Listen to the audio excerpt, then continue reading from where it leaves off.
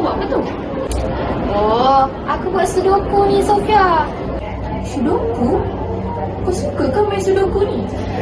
Iya, Sofia. Best tau main sudoku ni. Orang-orang yang suka nombor macam aku ni memang suka betul main sudoku. Best. Apa yang best tentang sudoku ni? Aku tengok biasa je. Ish, mana ada biasa. Sudoku ni mengajar kita untuk berfikir secara logik tau. Dia juga merangsang minda kita untuk terus terbuka. Wah, kalau macam tu, boleh tak kau ajar aku main sudoku? Boleh je. Best ni aku ajar kau. Assalamualaikum, salam sejahtera bersama saya Irfan Syahmi di saluran Didik TV KPM untuk slot pentaksiran psikometrik. Dan hari ini sebenarnya kita akan membicarakan tentang satu topik yang cukup menarik berkaitan dengan inventori kecerdasan pelbagai logik matematik. Dan siapakah gerangan tetamu yang akan bersama Irfan hari ini? Kita saksikan dulu profil tetamu kita.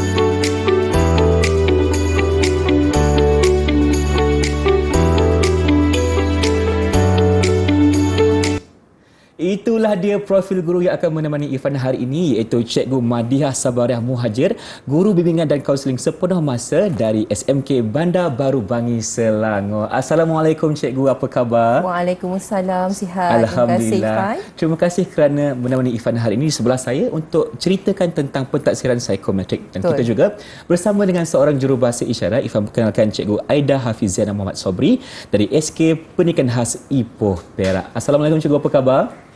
Baik, terima kasih kerana bersama kami untuk pentaksiran psikometrik hari ini membicarakan tentang logik matematik. Ada perkataan logik, ada juga matematik. Tapi kalau kita gabungkan, mungkin ada maksud yang berbeza.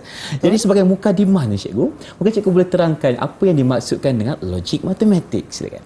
Baik, terima kasih Irfan. Baik, logik matematik ni kalau kita dengar matematik, orang dah lari kan? Betul, orang takut Cikgu. Orang takut dengan perkataan matematik. Tapi izinkan saya menerangkan dengan lebih lanjut apakah yang dimaksudkan dengan kecerdasan logik matematik dalam inventory kecerdasan pelbagai. Silakan, ataupun IKP.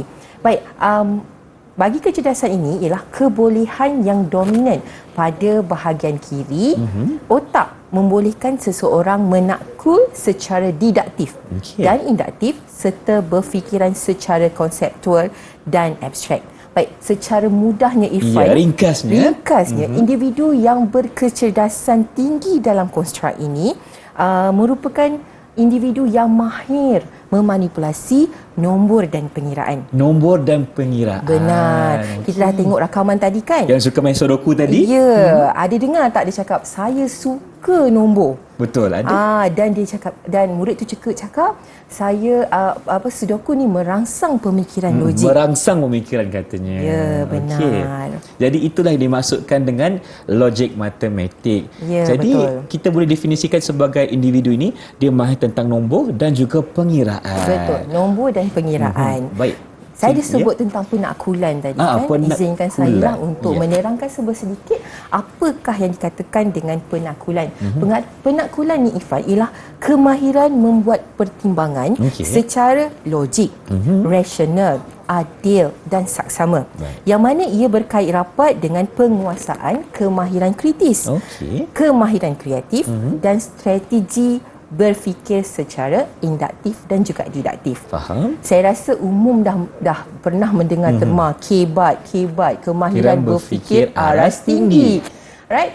So tadi ada dengar kan saya sebut induktif, didaktif. Betul. Agaknya apa tu Irfan? Itulah tu saya pun kurang faham lah Cikgu. Cikgu jelaskan. Yang penting bukan didaktif. Bukan. Didaktif.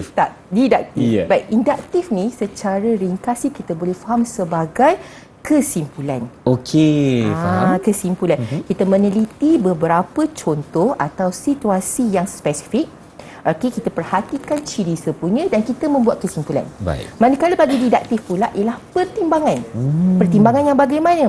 Meneliti situasi umum dan daripada situasi umum kita dapatkan contoh atau situasi yang lebih spesifik. Baik, itulah maksudnya induktif dan juga didaktif. Ya, Dan mungkin benar. sekarang ni cikgu boleh terangkan kepada kita berkenaan dengan ciri-ciri individu yang mempunyai logik matematik. Baik. Kita lihat ciri-ciri individu yang memiliki kecerdasan logik matematik. Pertamanya, mereka ni boleh menyelesaikan masalah kompleks yang berkaitan dengan matematik dengan mudah. Wah, pandai matematik lah ni maksudnya kan? Ya, betul. Sebab dia kan suka kira-kira. Baik, katalah saya letak murid A dan murid B. Saya bagi soalan sifir pada mereka. Baik. Murid A mungkin boleh menjawab, merespon dengan lebih cepat berbanding dengan murid B. Maka kita dapat lihat kecerdasan logik matematik itu tadi ke dalam diri murid A itu tadi. Kemudian mereka boleh membuat perkaitan, menyoal, menganalisis, mensintesis, mengira menggunakan komputer dengan cekap. Sintesis ni mungkin perkataan yang baru.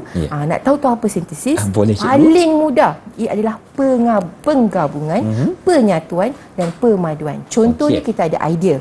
Kita nak menggabungkan idea, kita nak menggubal idea ataupun kita nak membentuk idea yang baru daripada beberapa idea yang berbeza. Okey, kita sintesiskan, gabungkan. Kita sintesiskan dia. Baik, faham. Itu cara yang mudah untuk kita memahami apa yang dimaksudkan dengan sintesis. Dan apa lagi cikgu antara ciri-ciri lain? Ciri-ciri lain, mereka ni berminat dengan kegiatan yang berbentuk eksplorasi.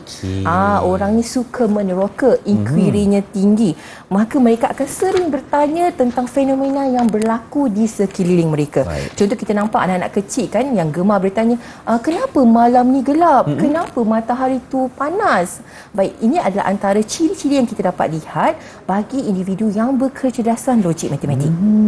Maksudnya dia nak tahu semua benda. Ya, dia akan bertanya apa, bagaimana, siapa, dan ibu bapa ataupun guru haruslah menyediakan jawapan yang logik untuk setiap pertanyaan. Barulah mereka rasa puas dengan hati. jawapan Kalau tu. tak, dia akan tanya lagi. Ya, selagi tak puas. Baik. Jangan bagi jawapan semua kuasa Tuhan. Kalau tak, memang banyak lagi lah soalan yang akan datang. Kena sentiasa bersedia. Baik, okey. Apa lagi cikgu antara ciri-ciri lain? Yang terakhir kita lihat bahawa individu ini suka mengklasifikasikan benda untuk mengira. Okey, suka kelaskan perkara. Ya, Ifan pernah makan Skittles tak? Pernah. Coklat ni. Nampak ada banyak colours kan? Ya. So untuk anak-anak yang ada kecenderungan ini yang tinggi, dia akan keluarkan, dia akan susun ikut by warna ke? colour, dia akan kira 1, 2, 3, okey nak bagi kakak 2, aku tinggal berapa. Wah, dia kira pula. Yes, sebab bila dia mengklasifikasikan, memudahkan untuk dia mengira. Okey, menarik. itu yang Ifan faham tentang logik matematik ni. Dan soalan saya kepada cikgu, adakah kecerdasan ini merujuk kepada tahap IQ dan juga pencapaian akademik seseorang atau bagaimana? Tidak, Ifan, sebab kecerdasan itu sendiri merujuk kepada potensi. Potensi, okey. Yes, bila kita kata potensi, semua orang ada potensi untuk dibangunkan. Maka tak ada kaitan dengan intelektual ataupun peperiksaan. Okey, maksudnya di sini sebarang kemahiran akademik itu boleh dipertingkatkan. Mungkin cikgu berjelaskan antara cara yang terbaik untuk kita meningkatkan kecerdasan ini, contohnya logik matematik. Kalau kita lihat daripada Howard Gardner sendiri, dia kata kecerdasan ini boleh diperkembangkan melalui latihan dan juga aktiviti yang bersesuaian sepanjang hayat. Okey, maksudnya yelah betul. Cikgu matematik pun selalu cakap, kalau nak pandai matematik ni kena banyakkan latihan. Buatlah banyak soalan di rumah maupun di sekolah untuk memahami topik tersebut. Benar. Okey, terima kasih Cikgu Madiha untuk segmen yang pertama ini. Jadi jom kita berhenti berehat seketika. Teruskan bersama kami dalam Pentaksiran Psikometrik Didik TV KPM.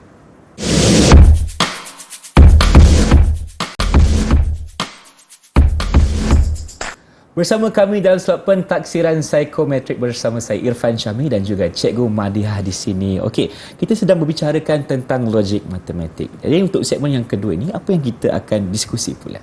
Baik, kita akan melihat di manakah letaknya soalan untuk menilai konstruk logik matematik. Baik, untuk pengetahuan umum, IKP terbahagi kepada dua kertas. Kertas satu, kecekapan, kertas dua, persepsi. Macam soalan periksa lah cikgu. Ya, nampak macam soalan periksa kan? Tapi sebenarnya nak menilai kecerdasan. Baik, kertas satu berbentuk aneka pilihan terbahagi kepada dua bahagian, iaitu bahagian A dan juga bahagian B. Untuk bahagian A, kita ada 40 item yang menilai kecekapan verbal linguistik. bahasa Melayu dan juga bahasa Inggeris. Manakala bahagian B inilah terletaknya item atau persoalan yang menilai kecekapan logik matematik sebanyak 20 item saja, Irfan. Okey, Tak 20 banyak pun. soalan berkaitan dengan nombor-nombor dan kira-kira. Ya, dia ada pattern, dia ada soalan tambah tolak operasi yang biasalah. IKP ni akan ditanyakan kepada murid ketika berada di tingkatan berapa, cikgu? Tingkatan 3. Tingkatan 3. Baik. Baik. Dan masa yang diperuntukkan adalah sebanyak 30 minit sahaja. Okey, setengah jam je lah. Untuk soalan ni lah, untuk soalan logik matematik. Ya. Okey, baik. Seterusnya kita tengok interpretasi skor untuk kecerdasan logik matematik. Ada tinggi, sederhana dan rendah. Baik, bagi rendah kita lihat 0 hingga 49%, 50% dan hingga 74% sederhana, manakala tinggi ialah 75 hingga 100%. Okey, baik. Baik Irfan, tadi kita bincang tentang ciri individu yang memiliki kecerdasan logik matematik. Alright. Dan kita nak bincangkan pula teknik ataupun gaya belajar, gaya pembelajaran yang sesuai dengan mereka. Sebab kita sebut ciri tadi, mereka ni ada rasa ingin tahu yang tinggi. Betul. Mereka ni suka bertanya. Jadi apakah teknik pembelajaran yang sesuai untuk diaplikasikan? Okey, jadi dengar semua yang ada logik matematik, dengarkan apa yang Cikgu Madiha nak cakapkan ni. Baik. Pertamanya yang sesuai ialah kaedah penyelesaian masalah, inquiry penemuan dan pembelajaran kooperatif. Amat membantu mereka untuk mendapatkan hasil yang optimum dalam proses pembelajaran. Baik, mungkin Cikgu boleh ceritakan apa itu yang dimaksudkan dengan pembelajaran kooperatif, Cikgu? Baik, saya tunggu soalan ni. Iya, Cikgu tunggu. Okey, saya tanyakan. Baik, kooperatif ni merujuk kepada kaedah pengajaran yang mana memerlukan murid daripada pelbagai kebolehan dikelompokkan dalam satu kumpulan kecil untuk mencapai satu matlamat yang sama. Jadi guru-guru yang mengenali kecerdasan murid-murid dalam kelas dia akan meletakkan contoh 4-5 orang, jangan ramai sangat nak tak boleh kontrol. Betul. Alright, 4-5 orang mungkin logik matematik seorang, naturalis seorang, verbal linguistik seorang. Dan mereka ni akan saling melengkapi dan membantu untuk mencapai objektif pembelajaran. Baik. Okey, itu maksudnya pembelajaran kooperatif. Ya, betul. Okey. Jadi antara contoh gaya pembelajaran yang berbentuk eksplorasi seperti apa, Cikgu? Seperti kita lihat anak-anak ni akan teruja, akan rasa berminat bila ada permainan minda, teka-teki, board games. Saya pernah lihat ada guru yang menggunakan congkak. Untuk topik asas operasi tambah dan tolak. Oh, betul juga sebab dalam permainan congkak kita akan melakukan aktiviti kira-kira. Betul. Jadi anak-anak tu tadi tak cukup 30 minit, tak sabar-sabar nak sambung lagi, nak main lagi. Dan yang paling penting objektif pembelajaran pada hari tersebut tercapai dengan jayanya. Baik. Selagi tercapai tak ada masalah berapa kali pun kita nak ulang permainan tersebut, kan Cikgu? Betul. Dan bagaimana pula dengan hubungan nombor dan logik? Sebab mereka ni kan orang yang logik, orang yang berfikir secara kritis. Hubungan nombor logik ni menggunakan simbol, rumus, urutan nombor, pola abstrak, perkaitan, sebab dan akibat logik, penyelesaian masalah, pengurusan grafik dan pengiraan. Contohnya saya ada seorang murid yang membuat nota ringkas menggunakan simbol dan nombor. Ya, saya pun terkejut sebab saya tak faham. Hanya dia saja yang faham. Dan dia kata dengan saya, cikgu, saya suka menghafal rumus. Jadi setiap orang kecerdasannya berbeza-beza. Bila kita mengenali diri kita, maka kita dapat menggunakan teknik yang bersesuaian dengan diri kita. Betul. Itu untuk murid-murid bagaimana mereka perlu ada gaya pembelajaran tersendiri untuk mahir dalam logik matematik. Tetapi bagaimana pula untuk aspek guru, cikgu? Apakah teknik yang terbaik untuk mereka aplikasikan bagi membantu murid-murid yang ada logik matematik?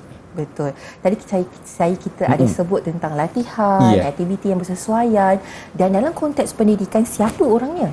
Guru, tunjang utama. Ya, betul. Dan guru yang mengenali murid-muridnya, kecerdasan murid-muridnya dapat menghubungkan dengan strategi pembelajaran murid. So, kita ada beberapa langkah. Mungkin yang pertama ialah cikgu mengenal pasti dulu kecerdasan murid. Nak kenal pasti daripada mana? Dapatan psikometrik. Sebab itulah kaunselor buat, kaunselor tadbir. Tengok di tahap mana murid tersebut berada. Ya, benar. Jadi dia boleh tahu, contoh kelas saya cerita, kelas bakti. Kelas bakti ada berapa orang yang kecerdasan matematik tinggi, ada berapa orang yang visual spatial tinggi. Dan juga kalau cikgu kelas yang mengenali kecerdasan ini, dia boleh aturkan kedudukan kedudukan Okey. anak-anak ini. Faham. Maksud di sini cikgu, guru-guru ni sebenarnya boleh pertama sekali lihat dulu di tahap manakah murid itu ada. Betul. Dan selepas itu mungkin boleh melakukan adjustment ataupun perkara lain supaya mereka ini berada dalam golongan mereka. Kan? Betul, tepat sekali. So kita boleh mendapatkan hasil yang optimum. Optimum. Maksudnya di sini satu hasil yang terbaik untuk murid-murid yang ada dan mempunyai logik matematik. Okey, terima kasih Cikgu Madiha. Dan jadi kita ingin berhenti berehat seketika. Teruskan bersama kami dalam pentaksiran psikometrik di TV KPM selepas ini.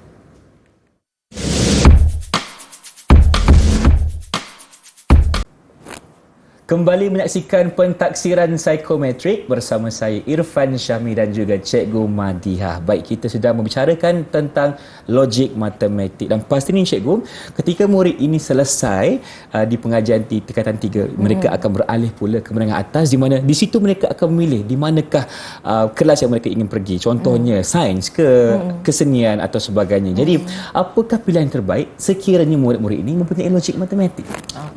Pak Irfan, kita fokuskan pada pakej mata pelajaran menengah atas. Ada pakej. Ya, di mana kita melihat kecenderungan, kita lihat minat, kita lihat kebolehan murid.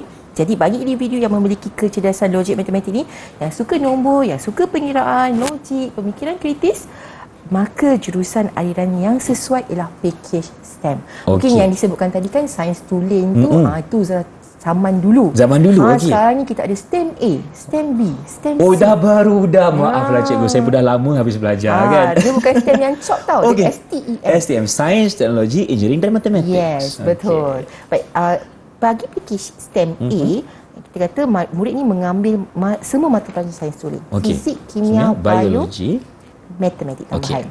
Okay, bagi pakej B pula, murid mengambil 2 mata pelajaran sains tulen dan matematik tambahan. Okey. Alright. Itu pilihan sendiri cikgu?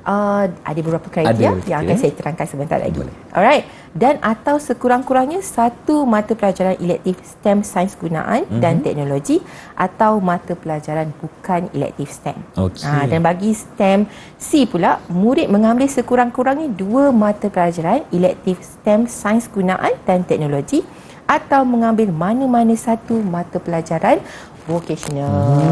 Okey, itulah pakejnya STEM A, STEM B dan STEM C. Betul. Jadi kita nak lihat sekarang apakah elektif ataupun mata pelajaran yang ada dalam elektif STEM. Baik, kita lihat mata pelajaran sains tulen dan matematik tambahan yang biasa kita jumpa. Betul. Fizik, kimia, biologi, matematik tambahan. Dan sekarang ni boleh kata matematik tambahan ni kebanyakan murid agak takut Ya, kan? saya dulu pun takut sebenarnya cikgu dalam kelas. Tapi Jujur. jangan risau, melalui latihan ulang kaji insya-Allah Boleh dapat. berjaya. Okey. Baik, seterusnya kita lihat mata pelajaran bagi sains gunaan dan teknologi. Ada banyak Ifan. Sains tambahan, grafik komunikasi teknikal, sains komputer, pengajian kejuruteraan, elektrik elektronik, lukisan kejuruteraan. Banyak kan kita dapat lihat di situ. Dan juga Irfan, saya ada sebut tadi tentang pakej STEM C. Ya, STEM C. Iaitu mengambil mana-mana satu mata pelajaran vocational. Okey. Antaranya subjek yang ada ialah hiasan dalaman, pembuatan perabot, catering dan penyajian dan macam-macam. Macam-macam lagi. So Betul, bergantung kepada pihak sekolah yang menawarkan pakej tersebut. Maksudnya untuk STEM C tadi tu akan ada mata pelajaran sains tulen dan juga satu mata pelajaran vocational. Ya. Okey. Dia ada gabungan lah. Ada gabungan antara dua itu. Dan mungkin cikgu boleh ceritakan macam mana seseorang murid itu dia ingin melangkah pergi ke STEM A ke, STEM B ke atau STEM C. Baik, sebenarnya terdapat 4 kriteria pemilihan murid dalam pakej STEM. Yang pertama, kita akan melihat data peperiksaan. So kalau kata sebelum ni kan pandemik, tak ada peperiksaan, mereka ada buat peperiksaan akhir tahun ke, peperiksaan pertengahan tahun ke, so kita akan gunakan data tersebut. Yang keduanya ialah data PBD, data pentaksiran bilik darjah. Baik, yang ketiga, data psikometrik. Ini yang paling penting saya rasa. Ini yang paling penting ni. Kita akan lihat 3 kod mata hulen dalam inventory minat kerjaya dan juga dalam AKP logik matematik akan dilihat. Dan yang keempat ialah pertimbangan profesional. Itu antara kriteria sebelum mereka melangkah masuk ke tingkatan 4. Yang mana yang paling sesuai STEM A, STEM B ataupun STEM C. Tapi cikgu, contohlah ada seorang murid ni dia tak memenuhi salah satu kriteria, adakah dia masih boleh sambung ke pengajian tersebut ataupun tak boleh, cikgu? Sebab itu kita ada kriteria keempat, pertimbangan profesional. Okey. Di mana kita juga sekolah selalunya akan buat tempoh rayuan. Okey, tempoh rayuan, murid ataupun ibu bapa akan mengisi borang ataupun Google Form. Kita akan bincang dengan pengetua. Kita akan tanya dengan guru-guru yang pernah mengajar dia. Jadi kita nak lihat sebenarnya potensi anak ini dapat digilap secara maksimum lah. Dan kita tak nak meletakkan anak ini di tempat yang dia tidak dapat orang kata tidak dapat mencapai dan tunjukkan potensi dia. Betul, cikgu. Kadang-kadang ambition tinggi sangat, tak sesuai dengan kebolehan, kemampuan diri sendiri. Okey. Sebab itulah orang kata ukur baju di badan sendiri. Betul tu. Dan maksudnya di sini sebagai seorang murid kita pastinya contohlah kan. Saya di tingkatan 3 saya betul-betul nak masuk aliran sains. Jadi saya sebagai seorang murid tu memang dah kena bersiap siaga. Maksudnya kena betul-betul belajar, jangan malas dan tunjukkan potensi saya dalam bidang ini. Betul tak, cikgu? Betul. Sebabnya kalau dulu kita kata kita ada exam PR, PT3. Tapi sekarang ni penilaiannya sepanjang tahun berterusan. PBD, maknanya dia kena hadir kelas, dia kena buat homework, dia kena tunjukkan pada guru-guru dia boleh mendapat tahap PBD yang tinggi. Betul. Boleh saya kongsikan sikit juga pengalaman saya sendiri. Waktu saya tingkatan 3 habis PMR, okey, senang. Sebab kita ada keputusan PMR tu, hari pertama tingkatan 4 cikgu dah asingkan. Okey, yang ini bagi macam tu. Tapi sekarang ini disebabkan kita pun tiada periksaan yang besar, contohnya PMR ataupun PT3, kita dah abolish benda itu dan kita kembalikan PBD yang berterusan sepanjang tahun. Dan dari situlah murid-murid ini perlu menunjukkan potensi diri mereka. Benar, setuju sangat. Okey, dan kita nak bercakap contohnya dah habis SPM cikgu, dah selesai kan, nak masuk ke alam pekerjaan. Okey, jadi untuk murid-murid yang ada logik matematik ni, apakah pekerjaan yang paling sesuai untuk mereka? Okey, tadi kita bincang tentang jurusan aliran kan. Ianya berkait rapat dengan hala tuju selepas SPM. Baik, iaitu pemilihan program dan kursus pengajian di universiti. Baik. Dan sudah semestinya bila kita kata pengajian di universiti, dia ada kaitan rapat dengan bidang pekerjaan. Betul. Baik, antara yang sesuai bagi individu logik matematik tinggi ni ialah ini kita biasa dengar lah, saintis. Ini paling common lah, cikgu. Common lah. Pengatur cara komputer, jurutera, accountant, juru audit. Dan ada satu lagi bidang yang mungkin jarang didengari, iaitu bidang sains aktuari, di mana laluan kerjayanya adalah seperti aktuari bank pelaburan. Jarang dengar Jarang dengar, cikgu. Ini kalau tak Google tak dapat ni. Betul. Perunding aktuari dan juga pengurus risiko. Pengurus risiko memerlukan seorang yang ada logik matematik, cikgu. Ya, betul. Betul lah, sebab dia pastinya akan ada banyak data yang perlu dia lihat. Benar. Dan melibatkan pemikiran logik di situ. Okey, itulah sebentar tadi perkongsian untuk daripada cikgu berkenaan dengan bidang kerja yang sesuai untuk mereka yang mempunyai logik matematik. Ada banyak, cikgu. Contohnya Bifan ulang balik, saintis, ahli matematik, pengatur cara komputer, accountant dan banyak lagi. Okey, terima kasih cikgu. Memandangkan kita berada di pengakhiran program, mungkin cikgu boleh berikan sedikit rumusan untuk topik kita hari ini berkenaan dengan logik matematik. Silakan. Baik, ini saya ingatkan bahawa kecerdasan ini dia tidak terbatas pada kemampuan intelektual sahaja. Okey, ia merupakan kemampuan yang dimiliki oleh seseorang untuk melihat sesuatu masalah dan berupaya untuk menyelesaikannya. Jadi, Ifan, teruskan meneroka potensi diri anda. Wah, terbaik, cikgu. Maksudnya di sini sebagai seorang murid, jangan malu, jangan segan, terus terokai kehebatan dan kemampuan diri anda. Terima kasih saya ucapkan kepada Cikgu Madiah Sabariah Mulia Hajer dari SMK Bandar Baru Bangi Selangor, dan terima kasih juga kepada jurubahasa isyarat kita, Cikgu Aida Hafiziana Muhammad Sobri dari Ipoh Perak. InsyaAllah ada kita jumpa lagi. Dengan itu, Assalamualaikum dan salam sejahtera.